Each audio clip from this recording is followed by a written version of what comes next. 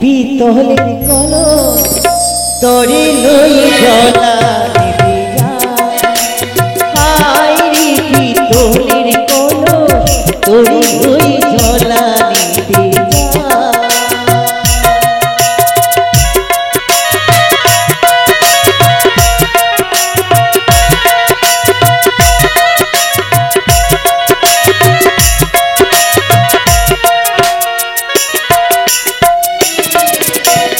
কলস রে তোর পাইপ নিয়ে চল তাড়াতাড়ি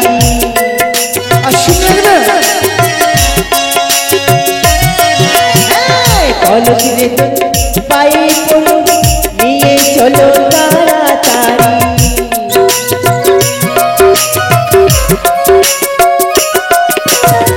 দাসী বেলায় যাবো সোনা নিয়ে পিতলের কলস তোরে লই জলা নিতে যা হায় রে পিতলের কলস তোরে লই জলা নিতে যা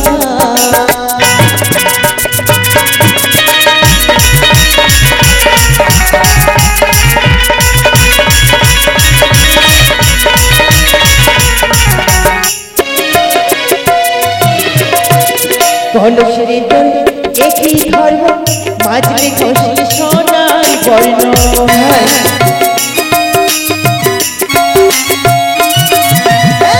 কলস রে তোর একই ধর্ম মাঝলে ঘষলে সোনার বর্ণ নামা দিলে শেওলা জমে যায় পিতলের কলস তোরে লই জলা দিতে যা হায় রে পিতলের কলস তোরে লই জলা দিতে যা চলো না দাসী তোরে লই জলা দিতে যা হায় রে পিতলের কলস তোরে লই জলা দিতে যা আসি না দাসী দাসী কি আমরা চলে এসেছি চলে এসছি ইতি সিদিকি সরোবর হাই রে রানীমা হ্যাঁ, ওগুলো কি দেখা যায় জানো ওই যে অদূরের সব ওগুলো কি ওগুলো কচুরি পানা ভাসছে মা কচুরি পানা আর ওগুলো আরো যে আছে মাথা চিড়ি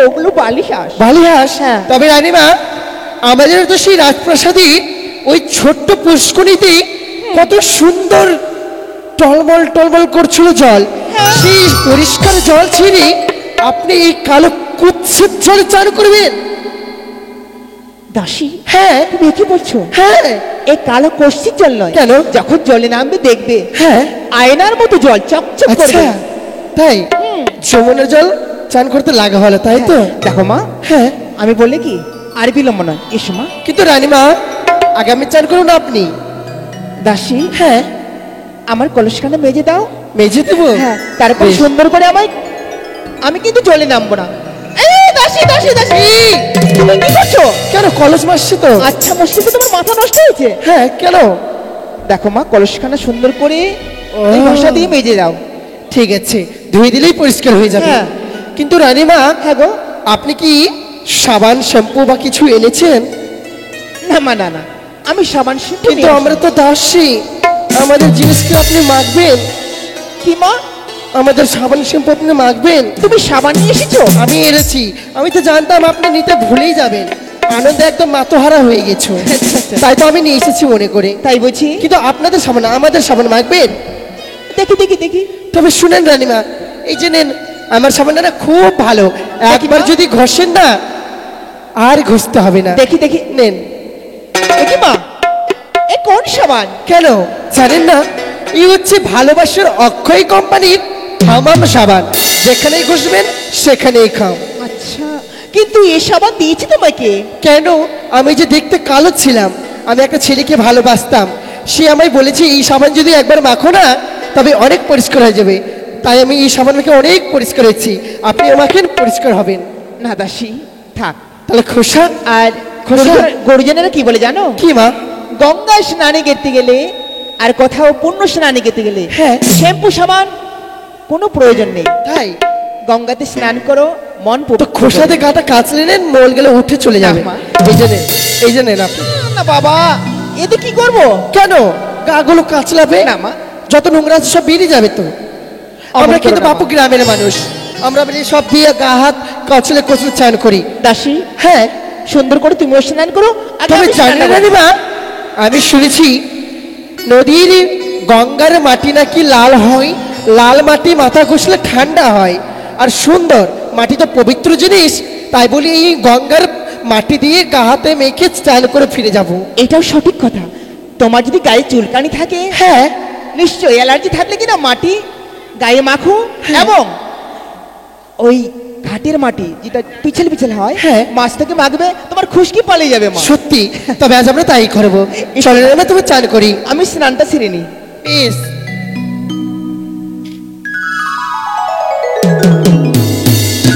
ও রানীমা, চান হলো আপনার? এই তো হয়ে গেছে। তবে কলেজটা ধরেন, আমি চান করবো, তখন আপনি জলটা ভরি একসঙ্গে ফিরে যাব।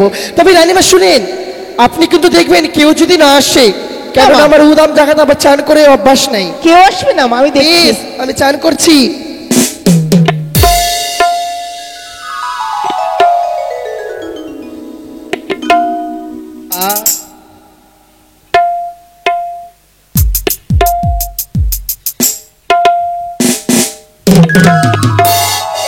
সাবানটা মাখি, সাবানটা তো আমি মাখার জন্য এনেছি।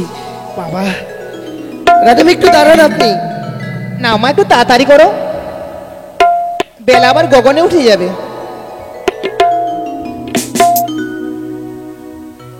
ওলে ওলে কে গো, কে বলে বলে বললো জানো? নিশ্চয় কেউ আছে। আমি তো সঠিক শুনতে পাই। আপনি বলেছেন? না, আমি বলিনি। তবে কি কেউ এসেছে নাকি? আপনি কি লক্ষ্য করবেন তো? এই সকালবেলায় কেউ আসবে না মা। সাবানটা তো মাখলাম, খোসাটা একটু ঘষে নি। ওই ছুরি, ওই কে রে? কোন মরা? সামনে আয়। রানীমা, কি জন্য আছে? তবে যাই হোক, আমি আজকে আর সাবান শ্যাম্পু মাখবো না, বাড়ি গিয়ে রাজপ্রাসাদে সুন্দর করে মেখে দেবো। আমরা জল ভরে ফিরে যাবো রাজপ্রাসাদে। মা, হ্যাঁ আমার জলখানা ভরে দাও। বেশ, আমি ভরিয়ে দিচ্ছি আপনার জল। এই দাসী, কি? আরে বাবা, কলসির তলটা দিয়ে তুমি সরে নাও কিছু জলের, ঠিক আছে। নোংরা থাকলে। আর যেভাবে তুমি পা দিচ্ছ মা, আমি ভরে নি আমার বালতিতে জল। শুনেন রানীমা। দাসী, হ্যাঁ, আমার বড় মনে ইচ্ছে হয় কি জানো? কি গো? যাওয়ার পর থেকে না আমাদের সেই নন্দুর বাড়ি। আপনার নন্দুর বাড়ি যাবেন? হ্যাঁ, কিন্তু কেন? জানো গো, সেই ছোট্ট লোকাই হয়তো আজ অনেক বড় হয়েছে। আচ্ছা, চলো না, সেই পথ দিয়ে যদি আমরা যাই, হ্যাঁ, হয়তো দেখা হলে আমরা সেখানে বিশ্বানীমা, নিয়ে গিয়ে তারপরে আমরা বাড়ি ফিরবো। তবে তাই হবে, চলেন। এসো। চলেন রানীমা।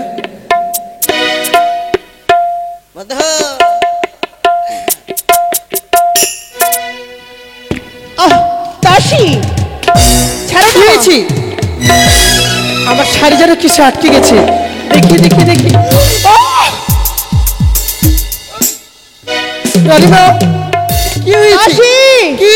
দেখো না মা, আমার শাড়ির অন্তর্ভুক্ত কিছু বেঁধে গেছে। ও রানীমা, সেই যে যেমন তেমন কাটা নয়, একটিবার পিছে ঘুরে দেখেন, ঠিক বুঝতে পারবেন কেমন কাটা বেঁধেছে। দাঁড়াও সুন্দরী। ওই সুন্দরী, হ্যাঁ, কেন দূর থেকে কথা বলো বাবা। কেন কি হয়েছে? তুমি আজকে হঠাৎ সুন্দরী বললাম বলে এইভাবে চিৎকার করে উঠলে মানে? না না না, তোমার কথাও ভুল হচ্ছে। আমি তোমার সুন্দরী নয়। সুন্দরী না? না, তুমি আমার সঙ্গে রসিকতা করছো। শোনো, আমি নিঃসযোগে স্বপ্ন দেখেছিলাম, যদি দিকে সরোবরে তীরে আসি তোমার মতো সুন্দরী সঙ্গে হবে হবে আমার দেখা। না বাছা, আমি তোমার সুন্দরী নয়। তো তোমার কথা ভুল হচ্ছে। আর মানবরা কোনোদিনও স্বপ্ন দিতে পারে না। বা, সে কি বলো সুন্দরী? বারবার জানে কি কথা বলো যে তুমি আমাকে স্বপ্ন দাওনি। তবে শোনো, সত্যি সত্যি আমি গত নিঃসযোগে স্বপ্ন দেখেছিলাম বলে এই সরোবরের তীরে এসেছি। সরোবরের তীরে এসে তো তোমায় কাছে পেয়েছি। এসো না। না, অমন করে বলো না। আমি আমি তোমার স্বপ্ন দিতে পারিনি। কে কে তুমি? ও, কোথায় তোমার বাড়ি? কি নাম তোমার? আমার পরিচয় জানতে চাইছো? হ্যাঁ। শোনো সুন্দরী, আমি অন্য কেউ নাই, চম্পলা রদীশ্বরের কনিষ্ঠ পুত্র, নাম হচ্ছে মোর শ্রীমান দুর্লভলতা। দাসী, হ্যাঁ রানীমা। এদিকে শোনো মা। কি? এ আমার কেউ নয়, তবে কি? অন্য কেউ না, জানো কে? কি মা? আমার ভাগ্নি ঠাকুর। ও মা, এটা আপনার ভাগ্নে লখাই। সে কত ছোটতে তেলে খেয়ে এসেছি, আজ এত বড় হয়ে গেছে। হ্যাঁ মা। তা আপনাকে কি বলে রানীমা? দেখো না, আমাকে না জেনে না হ্যাঁ। সুন্দরী সুন্দরী বলে আমার প্রকাশ করছে। বাছা, আমি তোমার কে জানো? কে? শুনলে তুমি চমকে উঠবে। আমি তোমার মামিমা। মামিমা? হ্যাঁ বাছা। শোনো সুন্দরী, তুমি আমার মামিমা কেন হতে যাবে? তুমি তো শুধুমাত্র আমার স্বপ্ন দেখা পরি। তাই তো আমি নিচে যোগে স্বপ্ন দেখেছিলাম বলে তোমার মতো পরীর সঙ্গে সাক্ষাৎ হয়েছে এই দিঘি শহরে। না বাছা, অমন কথা বলিস রে। আমি তোর মামিমা রে। অমন কথা কুশ্চিত ভাষা বলতে শোনো, নেই। তুমি আমার সঙ্গে রসিকতা না করে এসো না, একটিবার কাছে এসে পাশে বসে দাও না তুমি আমাকে প্রেম আলিঙ্গন। কি ঠাকুর, ও লক্ষ্মী। তুমি কাছে এসে আমার পাশে বসে দাও গো আলিঙ্গন। তুমি কাছে এসে পাশে বসে দাও গো আলিঙ্গন। তুমি কাছে এসে পাশে বসে দাও গো আলিঙ্গন।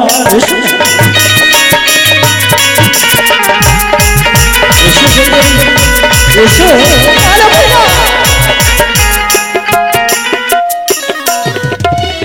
দাও গো আলিঙ্গন, দিয়ে জুড়াই গো জীবন।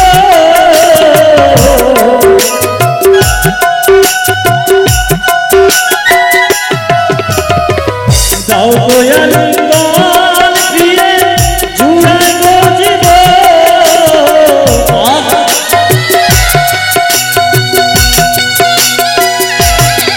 তুমি কাছে এসে পাশে বসে দাও গো আলিঙ্গন। তুমি কাছে এসে পাশে বসে দাও গো আলিঙ্গন। এসো না, এসো,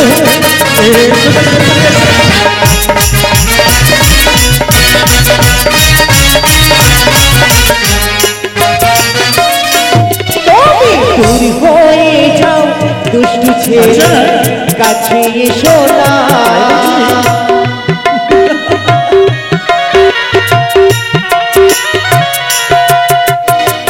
কাছে এসো না রে বাছা, কাছে এসো না।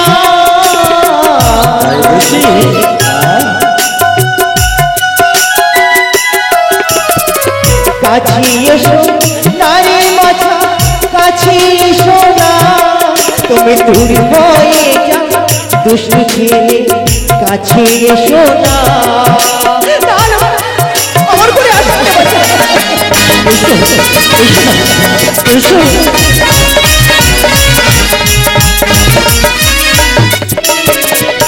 আমেতে কাতরে অন্তর হয়েছে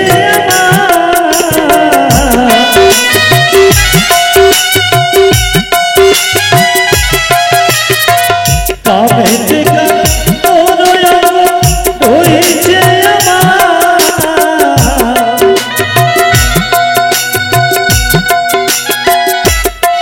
তুমি কাছে এসে পাশে বসে দাও গো আলিঙ্গন।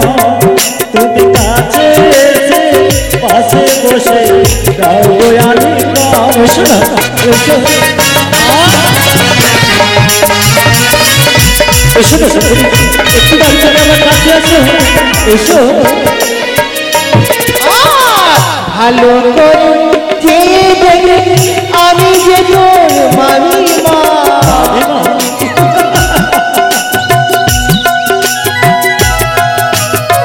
ভালো করে চেয়ে দেখে আমি যে তোর মামিমা।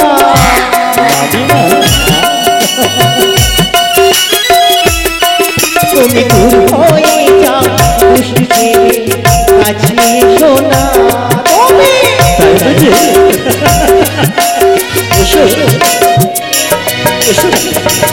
এসো না, একটুখানি কাছে এসো। এসো। লালু ভাই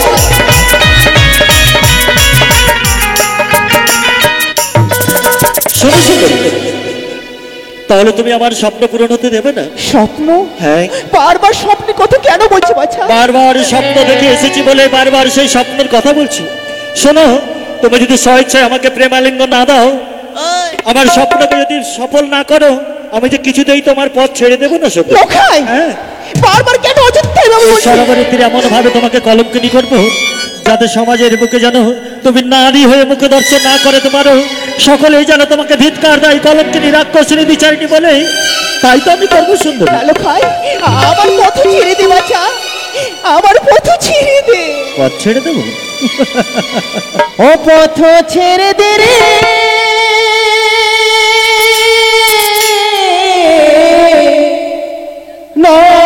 নদীর বালা আচ্ছা, ও বেলা গগনে ছিল রাতা।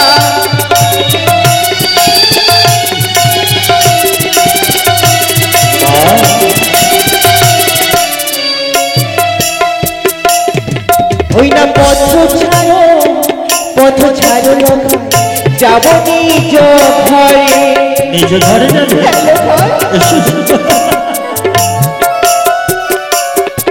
আরে অমনি কথা না বলে লোকা যাব আমি চলে।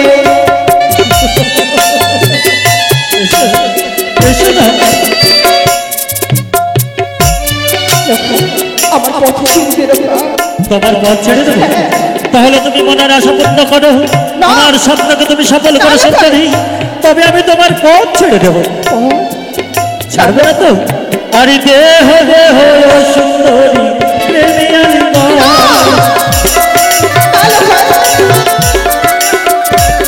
আরে দেহ দেহ সুন্দরী প্রেমিয়ানি মন। তাহলে তো অমন করিস রে বাছা। আমি তোর মারি মারি। আর চিড়িব সারিব অচল এলাইব কে।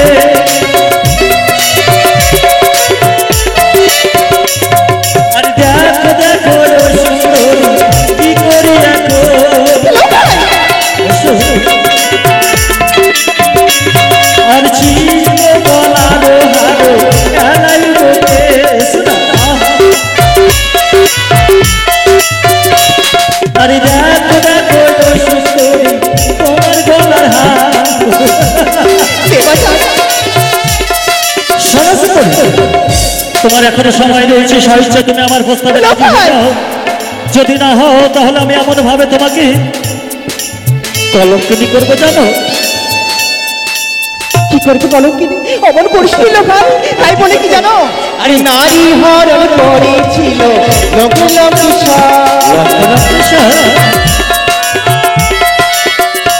আর তাহার বাপে মারা গেল নারী বংশধর।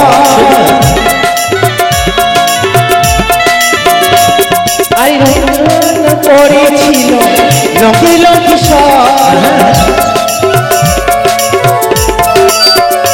ওই না তার বাপে মারা গেল তারই বংশধর।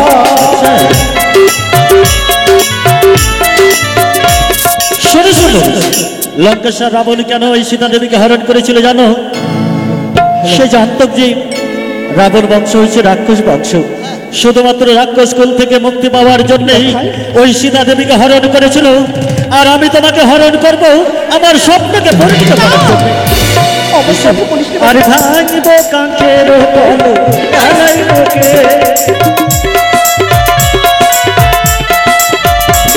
আর ভাঙিব কাঁচের কল এলাইব কে। আর দেখো দেখো সুন্দরী তোমার কাছে কলস না। এসো না লোকা। এসো না। না এসো না সুন্দরী, এসো। না না না। সে কি? না না না না না, আমি আর এক মুহূর্তে এইদিকে সরোবরের তীরে থাকতে চাই না। যদি কেউ দেখে ফেলে তাহলে আমাকে চরমভাবে শাস্তি দেবে, তাই আমি পালিয়ে যাই না কেন? বন্ধু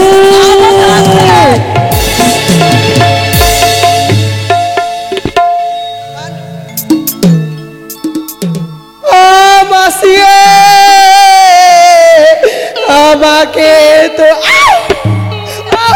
চুপ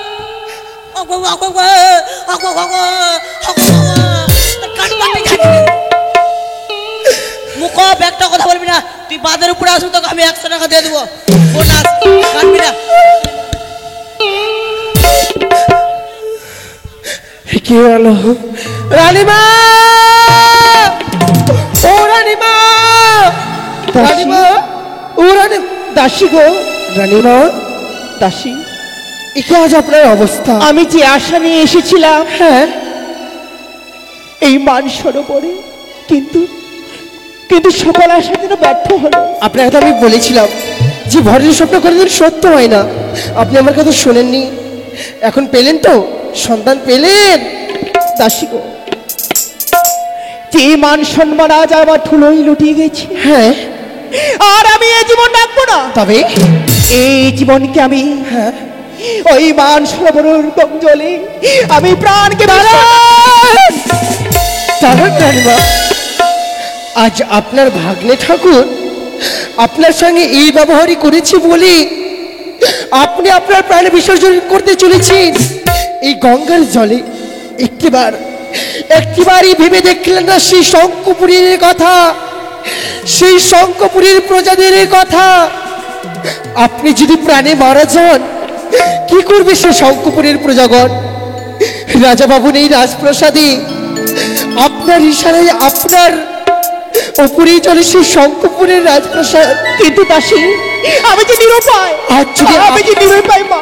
মরে গিয়ে, আজ যদি আপনি মরে যান না, মরে গিয়েও যে সেটাই শান্তি পাবেন না। তাই তো বলি, যখন আপনার ভাগ্নে ঠাকুর আপনার সম্মান নিয়ে ছিনিমিনি খেলেছে, আমি নাকি লোকমুখে শুনেছি চম্পকনগরের রাজা আপনার নন্দু জামাই, সে নাকি মানে না জাতির নেই কোনো ভেদাভেদে, তার কাছে সকলকে পাইয়ে দেয় উচিত বিচার। তাই তো রানীমা, আজ আপনি শঙ্কপুরীর রাজরানী হয়ে নয়, আপনি হয়ে যাবেন এক প্রজা হিসেবে সেই চম্পকনগরে রাজার কাছে বিচারে চাইতে। দাসী, হ্যাঁ রানীমা, তুমি উত্তম যুক্তি দিয়েছো মা।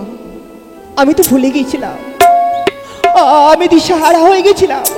আমি নিজের প্রাণকে আমি বিশ্বাস করি বলে আজ আমি নিজের প্রাণকে ত্যাগ করতে চেয়েছিলাম। কিন্তু চলো, হ্যাঁ, উচিত বিচার চাইবো আমরা। সত্যি যাবো বলেছেন। সেই। আজ যদি সেই লিকুলাঙ্গারকে যদি উচিত শিক্ষা না দিই, না জানি আপনার মতো আর অন্য নারীর ওপর সেই এইরকম অত্যাচার করতে পারে। তবে চলেন নারীরা, চলো, আসি। আমরা উচিত বিচার চাইবো সেই চম্পকনগরে গিয়ে।